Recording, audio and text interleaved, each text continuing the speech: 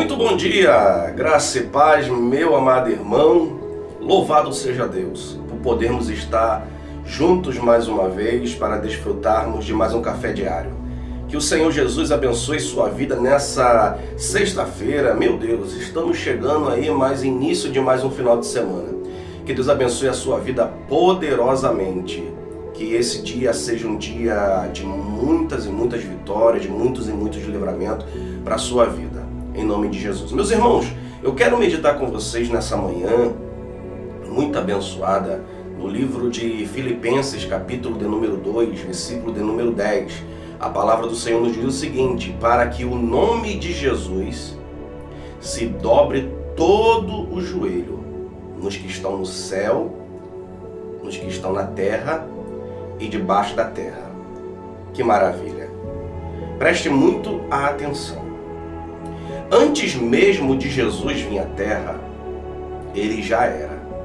A Bíblia diz em João 1 que no princípio ele era o Verbo, e o Verbo estava com Deus, e o Verbo era Deus. Jesus não se tornou Deus quando ele morreu na cruz. Jesus já era Deus antes de tudo existir. Ele já estava lá antes de tudo ser criado. Ele estava participando da criação. Se você pegar propriamente o livro de Gênesis, no capítulo 1, versículo 26, versículo 27, você vai ver que exatamente no momento crucial em que Deus vai criar o homem, nós vamos ver que tudo que Deus vai criar, Ele vai usar a sua palavra para que tudo surja do nada.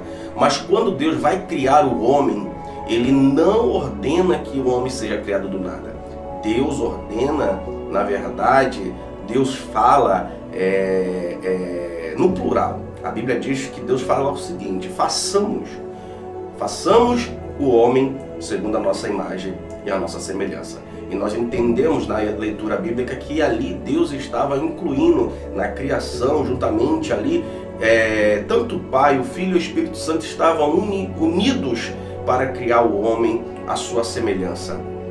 Então, nós vamos ver que Jesus já era antes de todas as coisas. O fato dele ter vindo de uma maneira em que espantou os judeus que esperavam ele vir de uma maneira gloriosa, não tira quem ele era.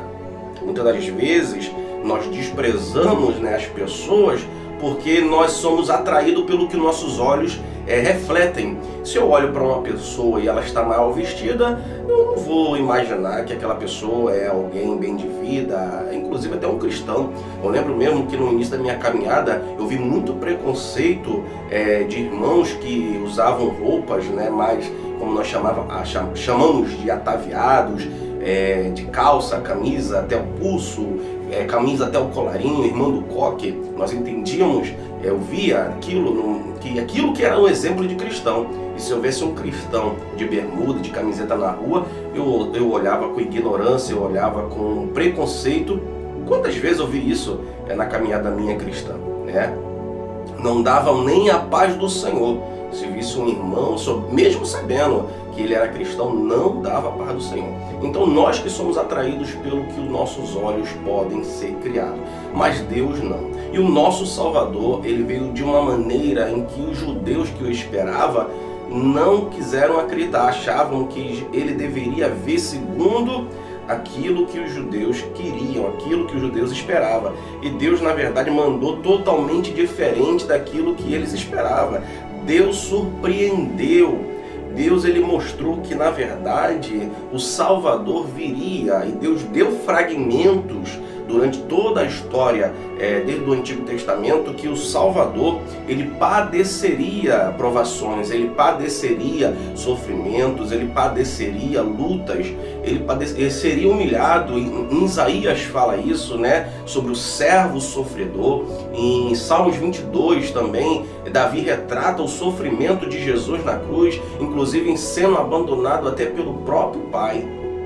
Então nós vamos ver, irmãos, que o nosso Salvador, ele não veio na terra e andou entre os homens como Deus, que brincou entre os homens, fingindo que era homem. Não. ele realmente se esvaziou da sua glória.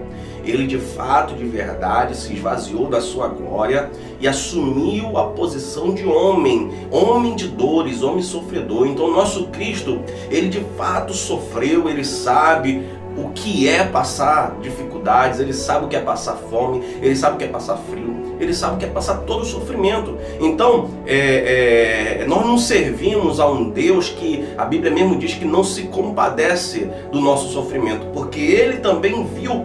E ele inclusive nos mostra a sua natureza humana quando ele vai orar no Getsemane, momentos antes dele ser preso.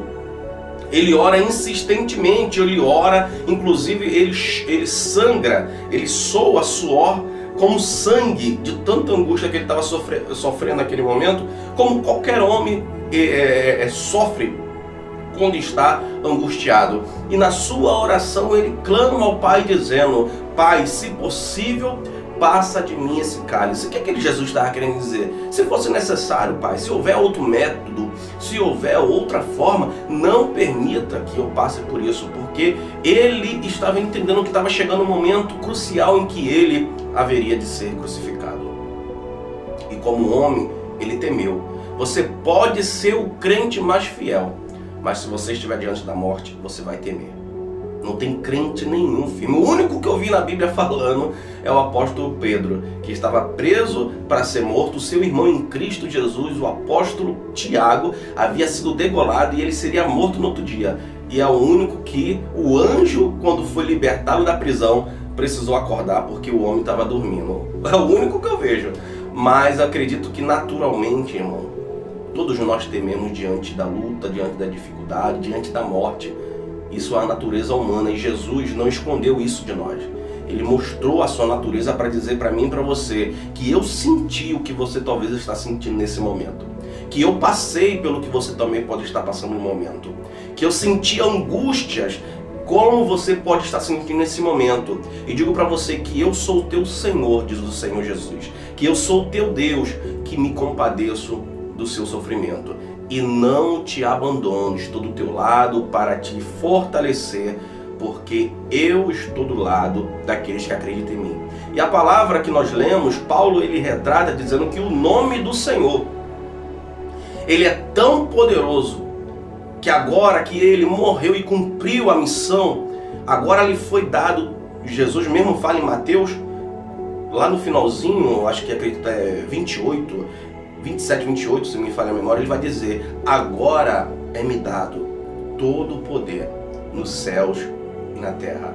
E Paulo enfatiza aqui no capítulo de número 2, versículo 10, que Jesus, todos os joelhos se dobrarão diante dele, toda língua confessará que ele é o Senhor. Você vê pessoas se curvando, vou entrar agora um pouquinho num terreno um pouco sensível, mas nós vamos ver que pessoas dizem assim: eu posso adorar a Deus e posso adorar imagem. Eu posso adorar a Deus e posso servir as minhas entidades. Eu posso adorar a Deus e Não.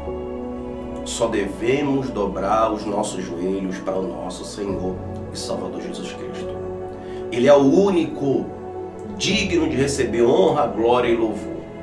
Ele é o único digno que todo joelho se dobre diante dele. Na verdade, Paulo está apontando para o futuro, naquele grande dia em que todos os homens terão que reconhecer que de fato Jesus, ele é Deus. E o meu convite nessa manhã para você, meu irmão, que ainda não é cristão, que está afastado, que você não espere chegar ao final do tempo, quando não terá mais tempo.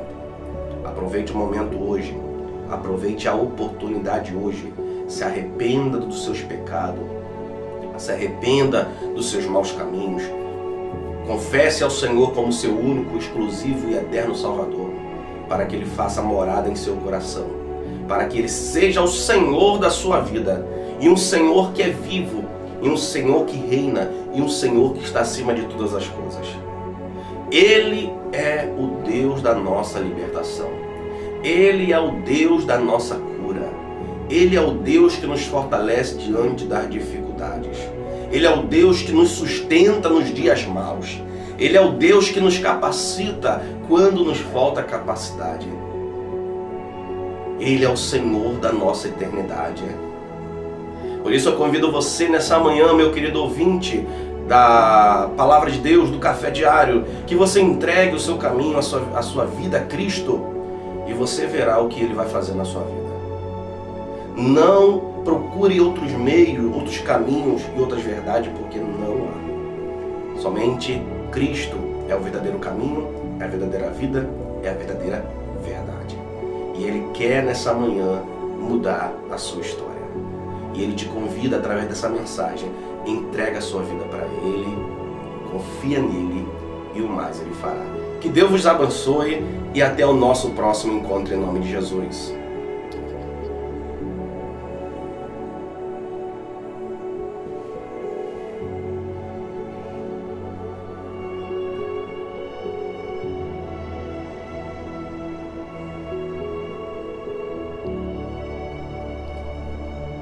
You